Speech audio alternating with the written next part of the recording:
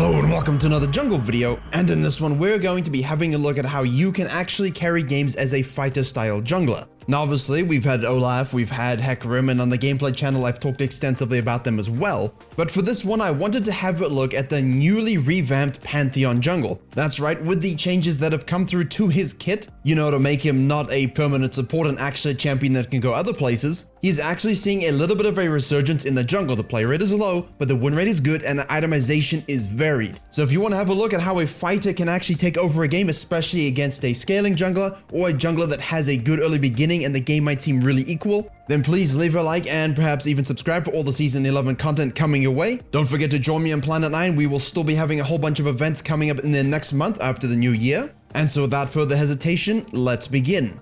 Now just before we go into the gameplay, you must understand that a fighter, or bruiser as everyone calls it, are mostly a group of melee champions or short-range combatants that excel at both dealing and absorbing damage. That means they usually have a way of dishing out damage over time or absorbing it through shields and mechanics like that, and it's why they love Conqueror so much. The thing is, as you're looking at diversity of the champions and their itemization in the Mythics, you definitely have things like the Divine Sunderer, the Trinity Force, Gore Drinker, and then you've got things like Death's Dance and Steric's Gauge. You can go tanky, you can go full damage with HP. The point is, with this itemization, with the fact that you become inherently pseudo-tanky, an HP stacker, and most people in your ranked games aren't going to be able to kite, peel, or deal with you very well, it gives fighters a lot of agency over 1v5ing or carrying your games, especially as you want to climb quickly. And as we start off with the footage from the game, to carry on that note, and although this is all classically known, there is a little bit on lethality and damage itemization which we will get to in a little bit when we talk about the Pantheon game. Assassins might be able to deal more damage,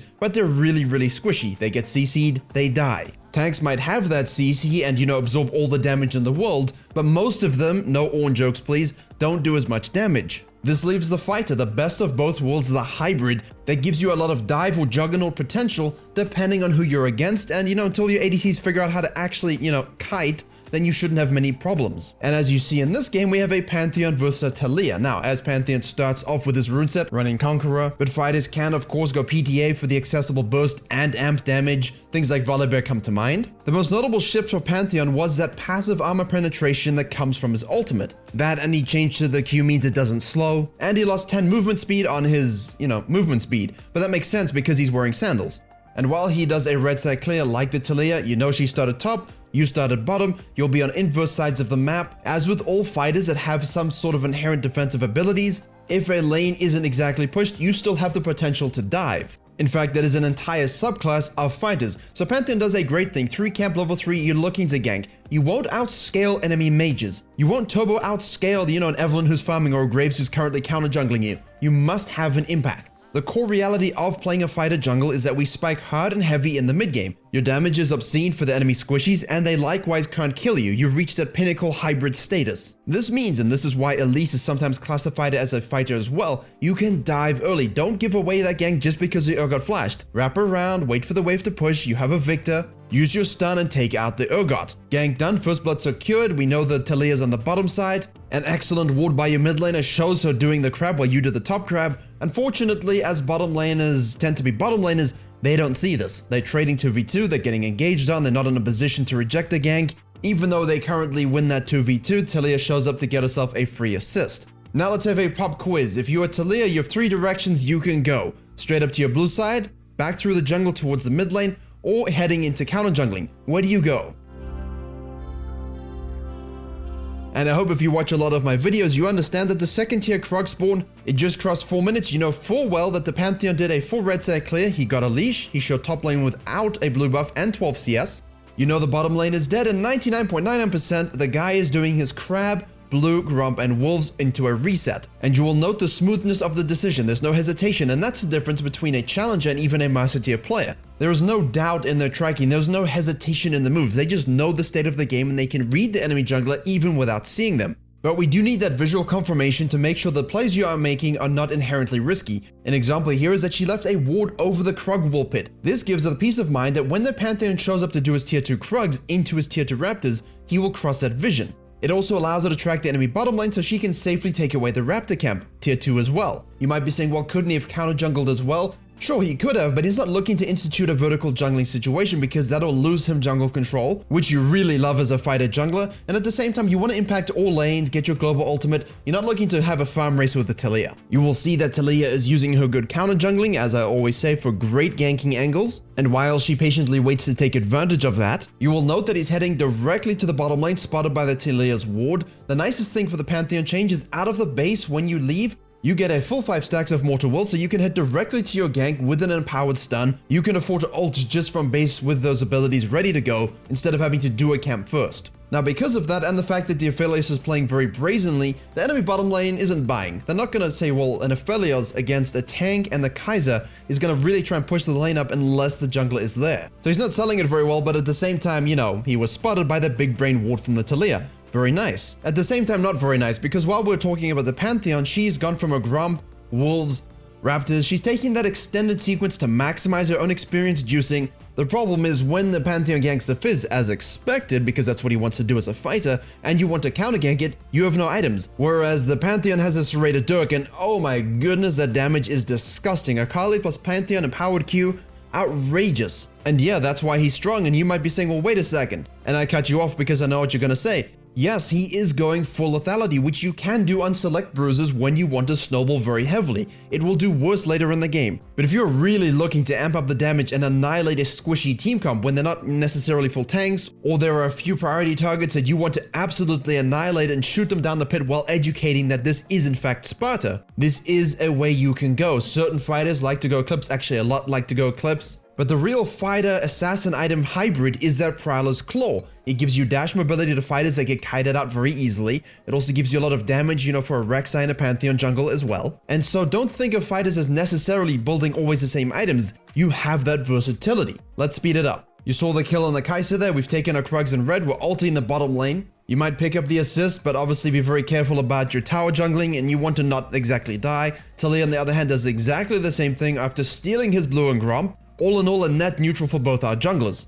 Respawn, and you'll notice that the junglers are doing a lot of things just opposite to each other. Pantheon knows that Taliyah dove top, Taliyah knows that Pantheon dove bot. That means you are free to take your walls and counter jungle her cams. Because you know Taliyah is going to full well head to a blue side for those cams. She does a great job ganking the bottom lane again. Pantheon dives top lane, Fizz actually shows up, make sure you flash that ultimate. A lot of people don't respect flash the ult, don't get hit with it. And this is what you're talking about, extended combat, full stacks, Conqueror, heal, bonus AD, and you're actually able to fight the fish. You will note now that he did go for the Swifties boots. The loss of movement speed and the fact that some fighters are usually around base 345 means that having those Swifty boots allows you to get done what you need to get done. Move around the map quicker, faster ganks, of course faster counter jungling, get to objectives. You have a global ultimates, anything that gets you into range quicker, very nice. It also allows you to match cadences to other junglers that have movement speed passives and has the bonus of giving you slow resistance. All a big thumbs up for fighters everywhere while you get that free Rift Herald knowing Taliyah's on the bottom side. You might be wondering why the Taliyah didn't go for the dragon, it seems kind of free. But Fizz was dead and you have a Kali MIA in the mid lane. And that's where those wards come in, because that dragon was actually free to secure, but because the vision control isn't exactly challenger level, you have literally no idea where she is. Maybe she's setting a trap, maybe it's warded, and it's best simply to carry on farming. The problem is when the enemy bottom lane from Taliyah's perspective resets before yours does, and there's no real need for the support of the blue team, in this case the Galio, to actually go straight to bottom lane. He has time to roam while the Kai'Sa and Rel reset themselves. You know the Pantheon was also on the top side taking the Herald and was likely falling down to his blue side. This dive is very ill-advised, and this might be weird to say with a game that has Kai'Sa, but the best thighs in the game come landing down from the moon. Counter gank supreme, we've got the Galio there as well, and even though the empowered Q doesn't slow anymore, look at that damage. You have the passive armor penetration, which is percentage based on your ultimate now linked to your whole kit, and then you have lethality, which is flat pen. Percentage gets applied, then flat, equals dead Taliyah. Now you can activate your Herald. Yes, it's 11 minutes, but there's only a few plates left. You need that true damage. Extra golden infusion, the best kind of infusion. And now we are in total control. So how do you take this as a fighter? This is great for us. How do we take this, control the mid game, win those fights, and basically make the game uncarryable for anyone on the enemy team? I mean, it's fun to 1v5 and so on, but it's also fun to make it so that none of them can even try. Now you have Prowler's Claw, you've got your itemization spike, we're going into more, Edge of Night, Ghostblade kind of territory with this game. But you are squishy, and you don't exactly want to go face checking rivers and die in a 1v2 or get picked off. That means while your team is resetting, take your camps, good time to farm. Wait for them to join the map again, push the waves up, and now you can push out with them. If the enemy team thinks, hey, we can get a pick here, you say no.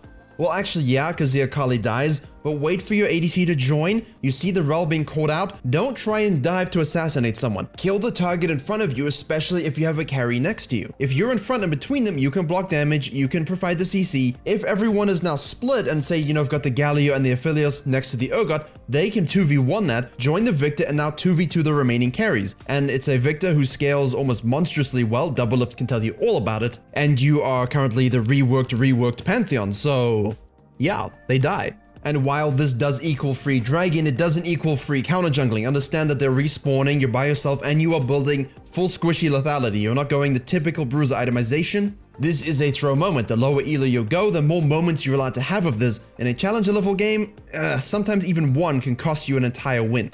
Play smart, my friends. The nice thing is when you respawn and they try to do the same thing to the Victor, you have that ultimate Grand Starfall. Go ahead and make your landing. Whether he's wearing underwear or not will depend on if you are subscribed to his OnlyFans, but now because you made that pick, push forward into their jungle. A super fed, recently buffed, high win rate Taliyah jungle might actually do unnatural things to fighters, but in this case you have your E. At the same time, you also have Prowler's Claw, which you can, use to get into the Gromp, and then hit your W into Taliyah, and then she dies before anything can happen. Again, as a fighter, if you need a bit of gap closing against a team that might be able to kite you, and of course comes with a 15% damage amp over 3 seconds after using it, that's a really good fighter item. Fast forward, there's another dragon, the team wants to fight over it to gain prior to sort of try and come back into it. Watch the ins and out. You can dive, sure, but he didn't really build for that. He built for sustained damage over time. That's really, really lethal. And again, you're chasing him down, they go by a Scuttle Crab, you use a Prowler's Claw, you've used your ultimate, free kills, as long as you're prioritizing the right target,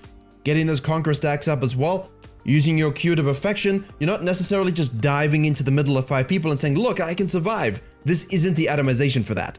So there is definitely finesse to how you team fight as a fighter, and you must keep that in mind depending on your team comp and depending on the enemy team comp.